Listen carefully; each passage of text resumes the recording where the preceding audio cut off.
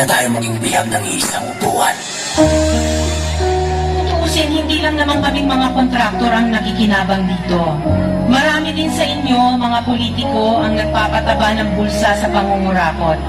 Kawawa po talaga ang mga mamamayang Pilipino kasi ninanakaw lang natin ang kaba ng bayan. Sinong umaahon, tayo ba o sila?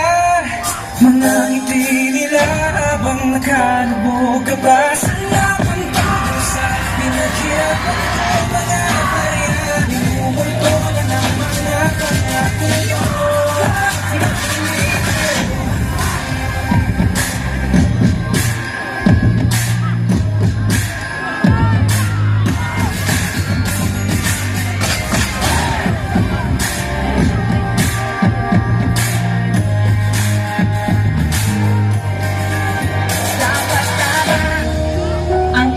May hati-hati yan mula sa pinakamataas hanggang sa mga nasa gilid lang ng sistema.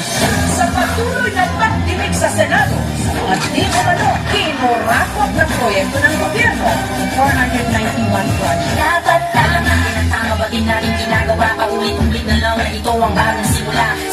Simula, bakit walang natatapos ang kasama? Dilangit ng pagdaswelas ng sapatos. Ilang beses na nga ako, ilang beses na pa ako. Ba't di natin subukan at tulungan at bumahagi sa bigat na matagal na natin pasarap tayo ng sakasali. Patay ba nakakasali na bukas para sa ating mga anak ang unang habang ibiliin ng tamang nakatatak na pangalan sa pagloka. Huwag na tayo magpautol na sa atin ang kapagyarihan na tayo ang tumiko.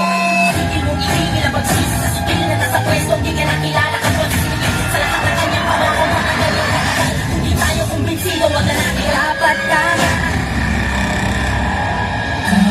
Huwag ninyong ipakita sa publiko na malinis kayo dahil sa bawat proyekto may kapalit na porsyento para sa inyong mga opisina. Tingnan ninyo rin ang mga pangalan na nakaupo ngayon at lalo na sa mismong mga nagpapalakad ng gobyerno. Mga binubuo lang salita sa gobyerno na kahit sigurahin ang pagtawaran ng pamilya kung makain ang ulat sa dalawa. Beses sa isang araw, minsan wala ang panluto. Bakit ganito kapagod sa pagkain nila? Bakit ang pinagkakainin na parang ito? Alam mo naman manusyado ang lahat ng ito.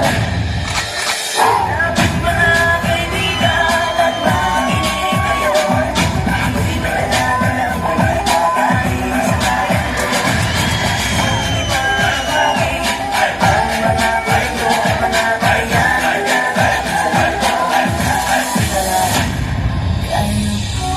Kailan mo nga ba isa sa puso na inihalal ka ng taong bayan upang maglingkod, hindi para magpayaman, upang magsilbi, hindi para maging gahaman? Nakakapagod ng maging mahirap.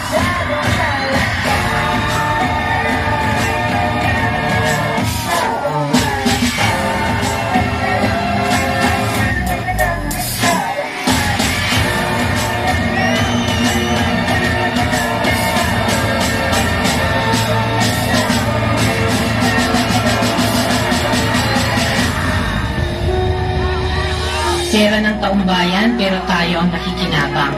Hindi ba tayo nahiya? Ang mga mahihirap mas lalong naghihirap.